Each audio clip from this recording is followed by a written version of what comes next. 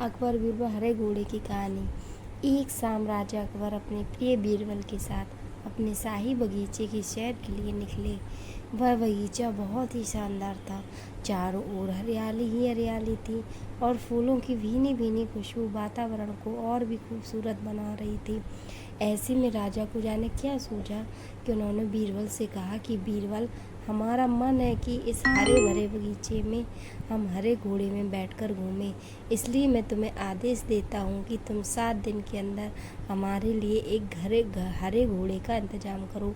वहीं अगर तुम इस आदेश को पूरा करने में असफल रहे तो तुम कभी भी मुझे अपनी शक्ल ना दिखाना।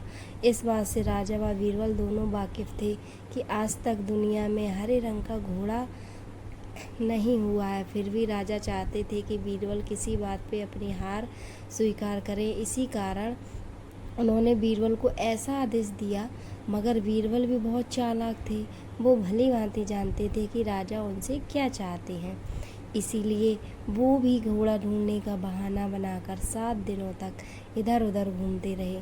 8वें दिन बीरबल दरबार में या राजा के सामने पहुँचे और बोले, महाराज, आपकी आज्ञा के अनुसार मैंने आपके लिए एक हरे घोड़े का इंतजाम कर लिया है, मगर उसके मालिक की 2 शर्तें हैं।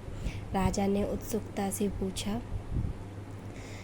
तब बीरबल ने बताया कि पहली शर्त यह है कि उस हरे घोड़े को लाने के लिए आपको स्वयं जाना होगा।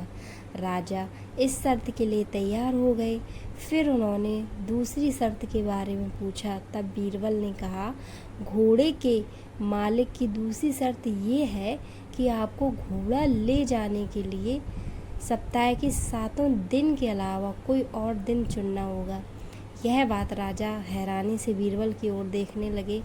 तब बीरबल ने बड़ी सहजता से जवाब दिया, महाराज, घोड़े का मालिक कहता है कि हरे रंग के खास घोड़े को लाने के लिए उसकी यह खास शर्तें तो माननी ही होंगी।